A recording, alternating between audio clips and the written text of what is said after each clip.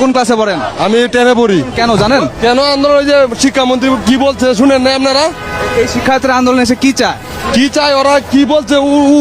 উস্কানিমূলক কথা কি বললো ওরা ওদেরকে? শিক্ষার্থীর দাবি কি জানেন? তাদের দাবি জানতে হইব, কি দাবি আছে। আপনি জানেন না? না, আমি জানি না। আমি ছাত্রদের প্রতি সহানুভূতি প্রকাশ করতে পারি না।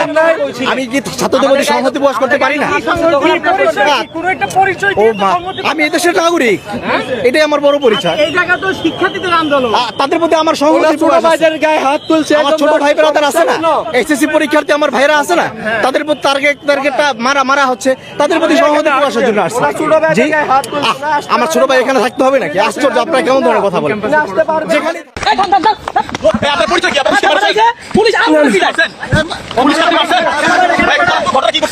পুলিশের মাথায় বাড়ি মারে লাঠি দিয়া, ওর লগে অস্ত্র। হ্যাঁ, ভিডিও আছে। কোন আইডি কার্ড নাই দেখছেন ভাই? ভুয়া আইডি কার্ড, ভুয়া আইডি কার্ড আসছে। আপনাদেরকে বলছি এই কার্ড কোথায় পেয়েছেন? কার্ড নাই তো ভিতরে। ব্রেকিং নিউজ, অত্যন্ত জরুরি সতর্কবার্তা। প্রিয় শিক্ষার্থী ও অভিভাবকদের প্রতি বিনীত অনুরোধ, বর্তমান সময়ে আমাদের কোমলমতি শিক্ষার্থীদের আবেগকে পুঁজি করে দেশের শিক্ষা ব্যবস্থা এবং রাজনৈতিক স্থিতিশীলতা বিনষ্ট করার এক গভীর ষড়যন্ত্র চলছে।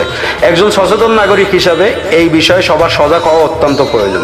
যে বিষয়গুলো আমাদের গুরুত্বপূর্ণ সহকারে বোঝা উচিত: উস্কানিমূলক অপচেষ্টা। ফ্যাসিস্ট আওয়ামী লীগ সরকারের, ছাত্রলীগ এবং দেশের 11 দলীয় জোটের জামাত শিবির এনসিপি অত্যন্ত সুপরিকল্পিতভাবে শিক্ষার্থীদের আবেগকে কাজে লাগিয়ে উস্কানিমূলক কর্মকাণ্ড চালাচ্ছে।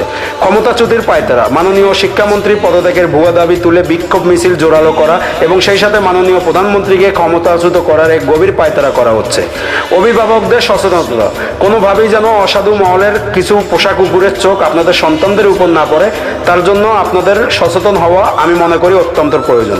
তাই সকল প্রিয় শিক্ষার্থী বন্ধু ও সচেতন অভিভাবকদের কাছে আমার বিনীত অনুরোধ, কোনো প্রকার উস্কানি বা গুজবে কান না দিয়ে আপনাদের সন্তানদের সম্পূর্ণ মনোযোগ পড়াশোনার ধরে রাখতে এবং তাদের সুশিক্ষায় শিক্ষিত করতে সাহায্য করুন। ধন্যবাদ।